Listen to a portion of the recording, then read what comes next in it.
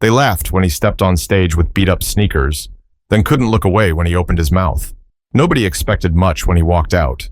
The room was packed. Yale's Sterling Hall was wall-to-wall with suits, blazers, fresh haircuts, and polished shoes. It smelled like old money and expensive cologne. Everyone was there to watch the final round of the National Debate Invitational. This wasn't just any competition, it was the tournament.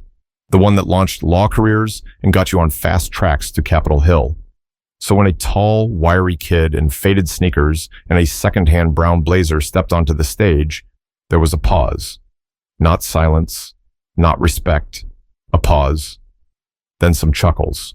The girl from Stanford raised her eyebrows and whispered something to her teammate, who laughed too loudly. One of the Yale guys tilted his head, half smiling, like he was waiting for a punchline. From the judge's table, Dr. Franklin, the same woman who once coached a senator, jotted something on her notepad before Jamal even opened his mouth. He didn't flinch. Jamal Everly stood center stage like he was meant to be there, gripping a stack of index cards worn at the corners. He adjusted the mic, took a breath, and calmly scanned the room. No slides, no laptop, just his voice. His opponent, Ryan Dorsey from Columbia, looked every bit the part. Clean navy suit, monogrammed cufflinks, and posture like he'd been doing this since birth. Which, to be fair, he probably had.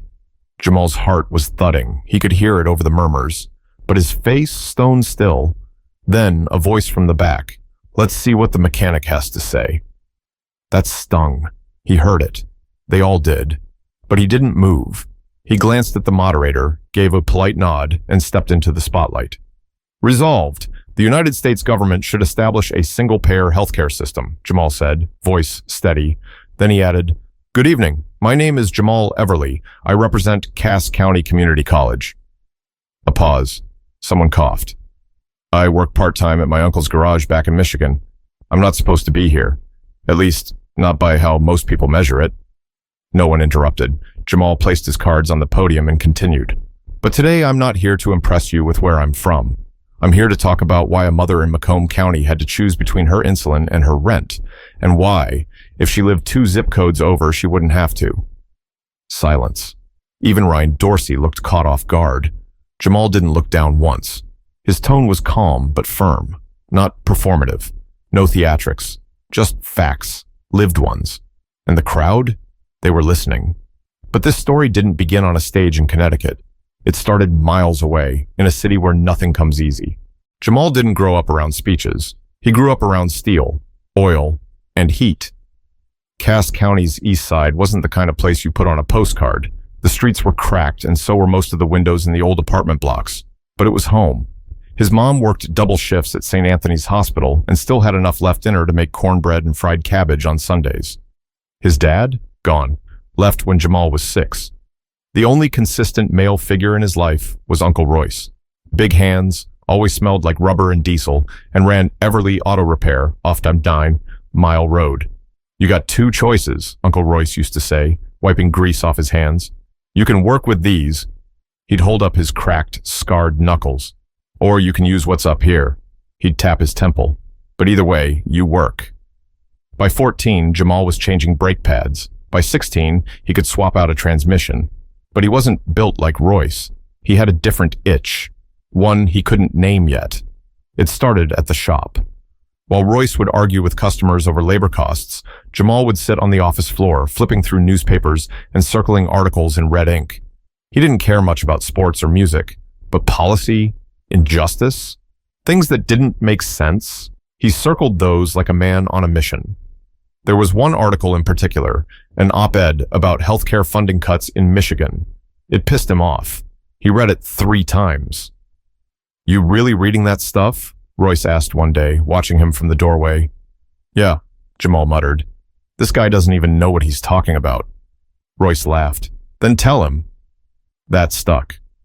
Jamal started going to the public library after his shifts. At first, just to cool off and read, but eventually he found a flyer taped to a bulletin board near the water fountain, Community Debate Night, all ages welcome. He walked in the next Thursday night wearing coveralls and smelling like axle grease. They gave him a notepad and a seat in the back. It was quiet. Nobody noticed him, until they did. An older man in wireframe glasses asked if he'd like to try speaking. Just a practice round, he said. Jamal shrugged. Sure. The topic? Police budgets. He spoke for 3 minutes, off the cuff, no cards, no plan, just heat. When he finished, the man in glasses stood up slowly, folded his arms, and nodded. I'm Billings, he said. You ever thought about competition? That was the beginning. Mr. Billings wasn't a coach anymore. He'd retired after 30 years at a local high school. But something about Jamal lit a fire in him again. They met 3 times a week in the dusty back room of the library, surrounded by outdated encyclopedias and crooked chairs. They studied logic, constructed arguments, tore apart policies. You got the fire, Billings said. Now you need form. Jamal listened, took notes, practiced, failed, practiced more. He'd argue with the radio in the car. He'd pause movies just to explain what the characters should have said. By 19, he wasn't just speaking. He was thinking. Sharper, faster, deeper. But while the ideas grew, the walls around him didn't change. He was still sleeping in a twin bed in his mom's apartment, still eating dinner from plastic containers, still patching tires on weekends to help Royce keep the shop open. But then, out of nowhere, came the invitation that would flip his world upside down. Jamal never called himself a student in the traditional sense. Cass County community didn't have dorms, or ivy-covered buildings, or cafes where kids wrote poetry over chai. It was more like a cluster of brick rectangles and vending machines, sitting behind an old bowling alley on Gratiot Avenue. He'd wake up at 6, shower while his mom fried eggs. Out the door by 6:45. By 7, he was elbow-deep in someone's engine at Everly Auto. By noon, he'd wash his hands, change shirts in the back office, and hop the bus across town to campus. He wasn't late, not once. Classes were small, sometimes 6 people, maybe 10. His professors noticed him early. He sat up straight, asked the tough questions, challenged things, not out of arrogance, but because he wanted to understand. But Jamal didn't stay on campus long after class. The real work happened at the Cass Avenue Public Library. That place? That was his university. Back table near the exit sign. That's where he'd drop his backpack every afternoon. Mr. Billings would already be there with a folder of clippings, legal pads full of scribbles, and a battered stopwatch. You ready? Let's go. They started every session with a warm-up, speed drills. Jamal had to explain a policy idea in 60 seconds or less, then defend it, then flip it and attack it. Sometimes Billings would purposely trip him up, throw fake facts, flawed stats, or emotional traps. If Jamal fell for one, Billings would bark, "You let the argument drive you. Wrong move." He didn't take it easy on him, not once. Debate isn't theater, he'd say. It's chess with fire. Jamal soaked it all in. The library's closing bell was like a prison buzzer, loud, abrupt. Every time, the two of them would pack up in silence, exhausted. Then Jamal would ride the bus home, earphones in, watching old debate finals on YouTube, studying gestures, tone, tactics. By the time he turned 19, he wasn't just competing at local tournaments. He was dominating. One time, at a state qualifier in Lansing, he squared off against a junior from the University of Michigan. The guy rolled his eyes when Jamal introduced himself. 10 minutes later, he wasn't smiling anymore. Jamal won in a landslide. But even with the trophies stacking up, he didn't post about it, didn't tell many people. He just kept showing up at the library. Until one Monday afternoon, Billings slid a letter across the table. Thick envelope, Yale's logo in the corner. Jamal blinked. "What is this?" Billings didn't say anything, just watched. He tore it open. It wasn't a regular competition.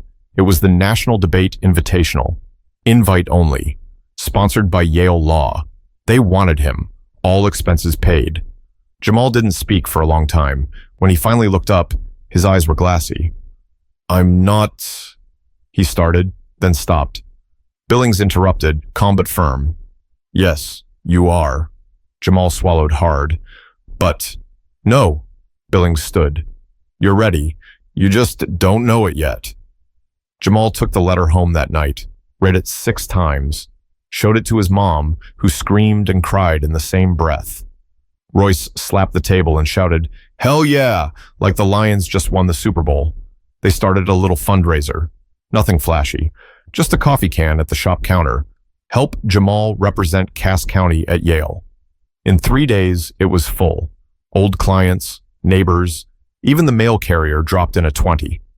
Jamal packed a borrowed duffel bag and kissed his mom on the cheek. He boarded the train with nothing but a thrifted blazer, a stack of cards, and every ounce of belief his community could spare. But belief doesn't quiet a room full of Ivy League eyes. It takes something deeper than that. He'd never been further east than Cleveland. Now here he was, riding Amtrak into New Haven, staring out the window at miles of coastline and neighborhoods that didn't look anything like home. When the train pulled into Union Station, Jamal stepped off with his duffel, his debate folder, and nerves tied so tight in his chest he could barely breathe. The hotel? Paid for. Roommate? Some kid from Duke who barely looked up from his phone. Jamal tried making small talk that first night. "You competing solo too?" The guy gave him a sideways glance. "Nah. Policy team, you?" "Yeah, just me."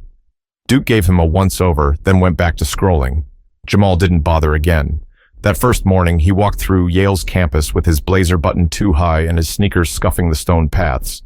Every face looked like it belonged to someone who already had a LinkedIn profile and 2 internships under their belt. He checked in at the registration table. They handed him a folder with his schedule and a small badge that read, Jamal Everly, Cass County Community College. The girl next in line glanced at it, then at him, then away. That badge felt heavy, like it said other. Still, Jamal found an empty bench near the debate hall and started reviewing his material. His notes were neat, color-coded, bullet-pointed, practiced 1,000 times over. But in a sea of sleek laptops and iPads, his index cards looked ancient. "Hey." He looked up. A short guy in a Georgetown hoodie nodded at him. "You the one from Detroit?" Jamal nodded. "You're the mechanic, right?" Jamal tensed. "I work in a shop." "Yeah." Georgetown shrugged. "Cool. Just never seen someone from a community college make it here before." "I guess there's a first for everything," Jamal said, going back to his notes. The guy paused, then chuckled. "Well, good luck, man. You're gonna need it." Jamal didn't respond. He didn't need to. The first few rounds came and went, and he held his ground. He spoke clearly, built every argument like an engine, layer by layer, part by part, until it worked. The topics were heavy: prison reform, immigration policy, federal funding for education. But he'd studied. He knew how to pivot, how to listen, how to spot the holes in an opponent's logic. Each time he advanced, the judges would glance at his badge like they were seeing it for the first time. "You're from Cass County?" one of them asked after a particularly tight round. Jamal nodded. "Yes, sir." The man blinked, then said quietly, "You're very good." By the end of day 2, he was in the finals. It was Jamal and Ryan Dorsey from Columbia. Dorsey was smooth, polished, the favorite. Word was he had congressional references on his resume already, and he was good, sharp tongue, slick transitions. But Jamal didn't flinch, not in the prep room, not when they drew their topic, not when he stepped out onto that stage and the room tilted against him. He was tired, hungry, wearing shoes that hurt his toes, but he was ready. Because this wasn't just about debate anymore. This was about everybody who dropped $1 in that coffee can, about the nights in the library, the grease under his fingernails, the years people looked past him. He had one shot.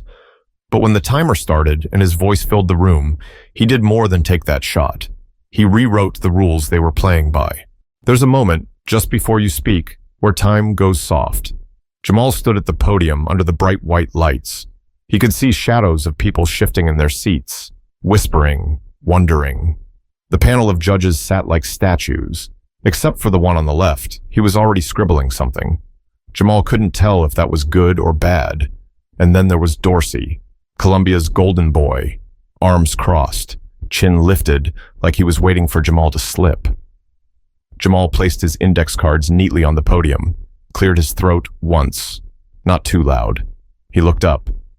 Resolved, the United States should implement a single-payer healthcare system. His voice was calm.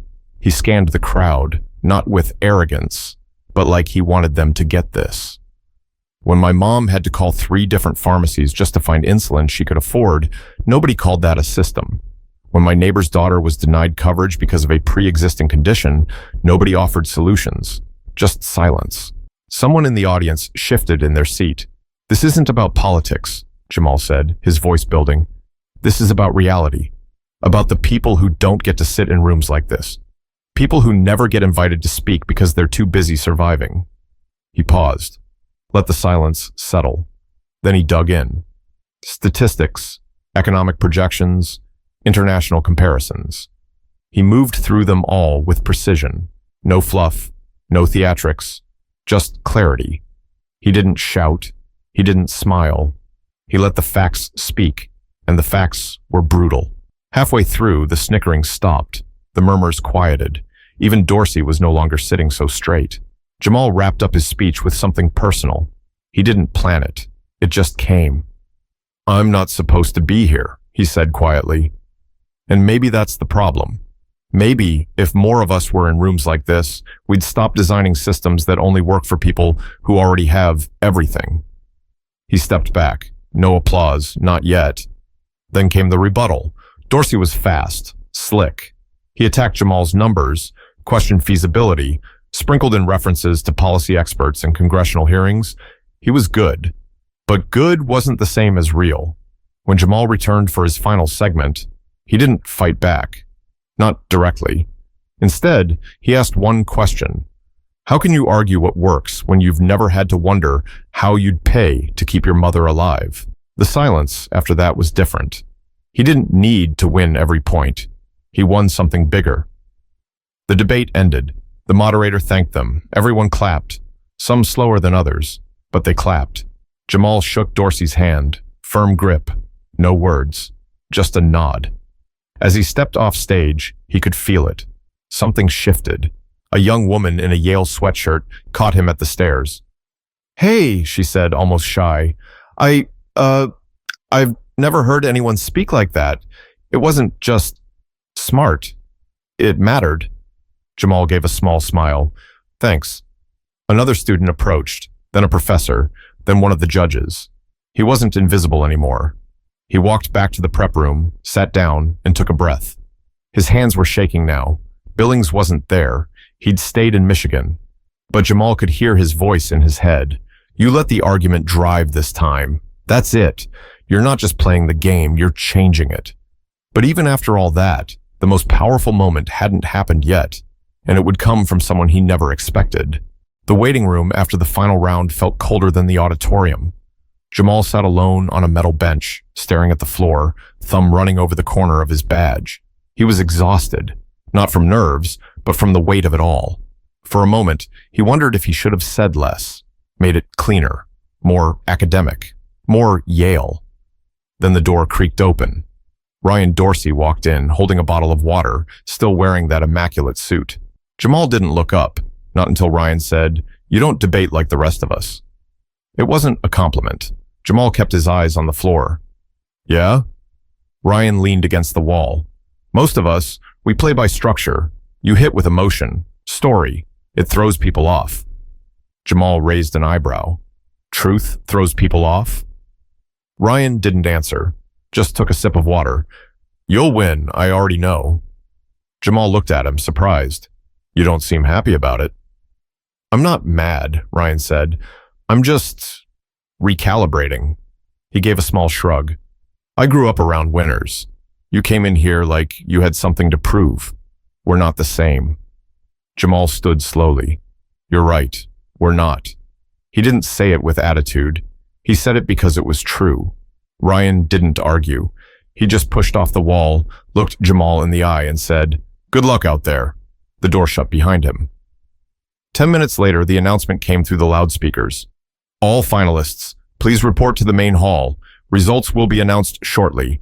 Jamal walked through the corridor like he was floating. The same students who ignored him earlier were now offering nervous glances, small nods, even half smiles. He stepped into Sterling Hall once more. This time, no one laughed. The judges took their seats. The head of the tournament, a sharp woman in a dark green blazer, stepped to the mic.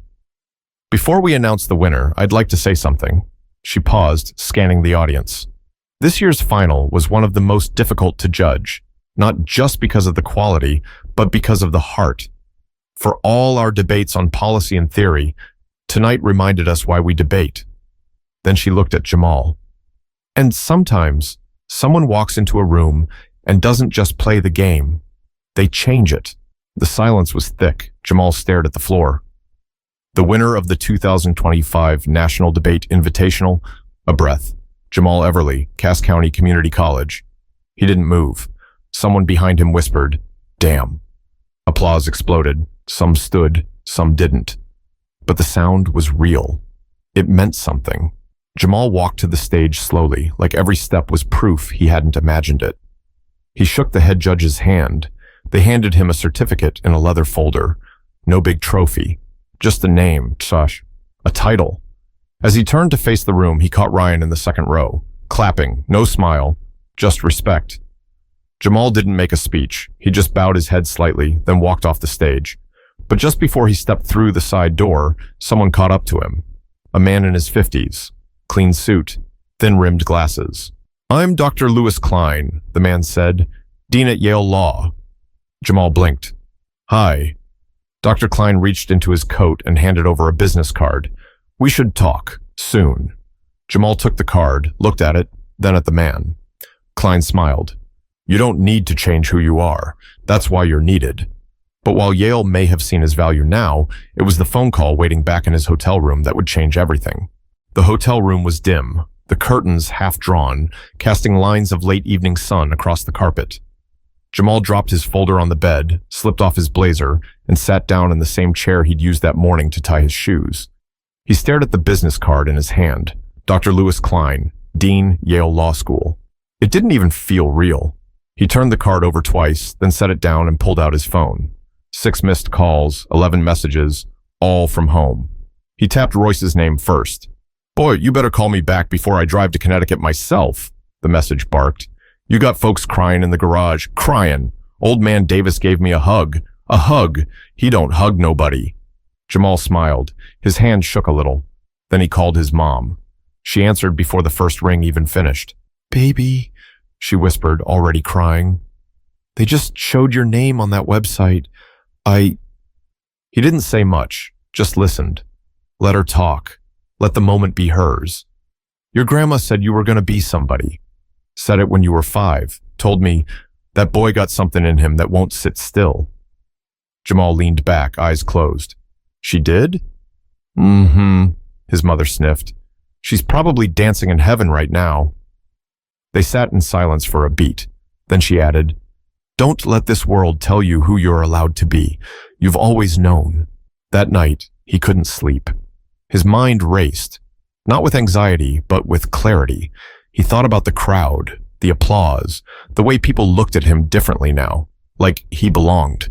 But belonging had never been the goal. He thought about Mr. Billings. He should have been there. So he called him.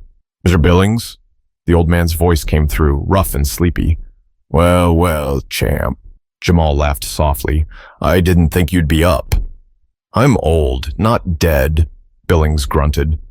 "I watched the live stream." Jamal leaned forward, elbows on his knees. "Did I do it right?" Billings took a breath. "You told the truth, didn't you?" "Yeah." "Then you did it better than right." There was a pause. "I got an offer," Jamal said. "From Yale. Well, maybe. A meeting, at least. I figured." "You think I should take it?" Billings chuckled. "You think all those nights in that dusty room were just for trophies?" Jamal smiled. "I don't care if you end up in Congress or back in the garage," Billings added. "Just don't start sounding like the people we spent all that time arguing against." "I won't," Jamal said.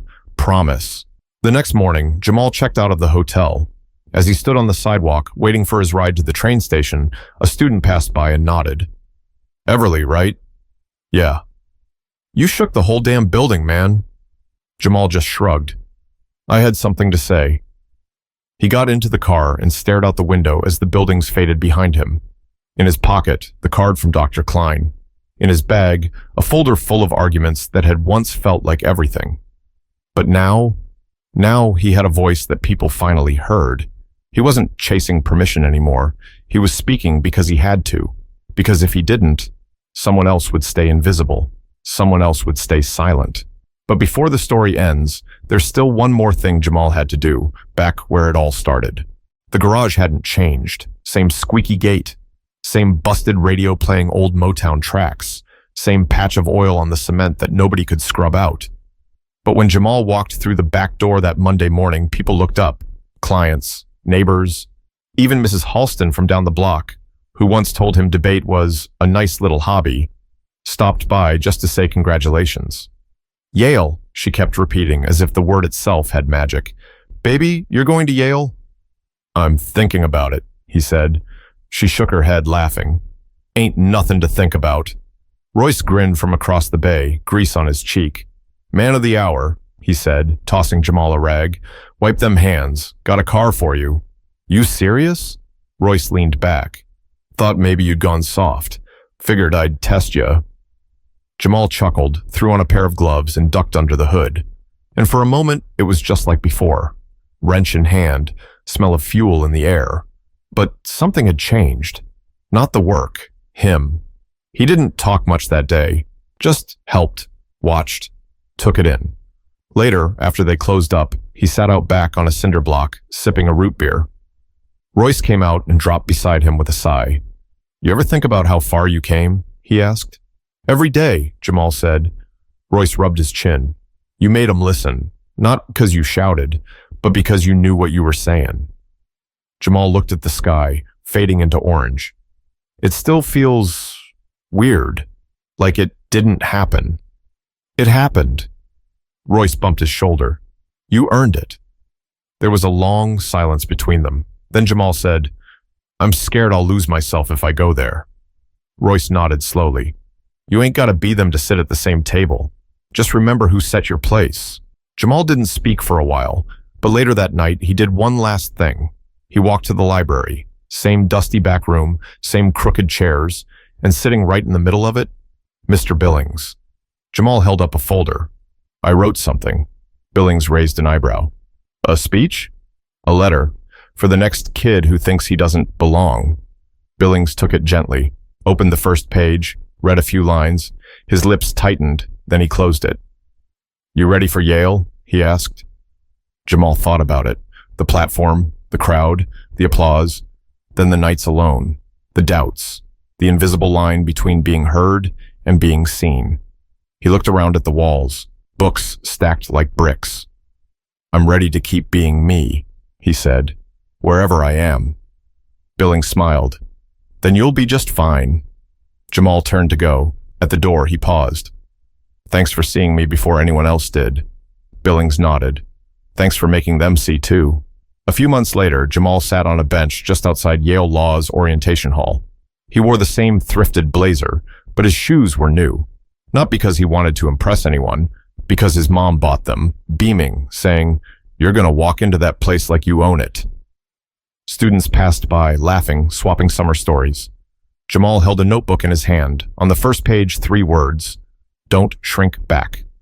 He closed it and stood, ready, not just to speak, but to lead, not to be accepted, to be heard, because sometimes respect doesn't come when you ask for it. It comes when you stand up and take it. So here's the lesson. You don't need the perfect background, or polished shoes, or the right connections. You need your voice, your story, and the guts to say, I belong here, even if no one else believes it yet. Some doors don't open until you knock louder than anyone expects. Now it's your turn. What room are you walking into?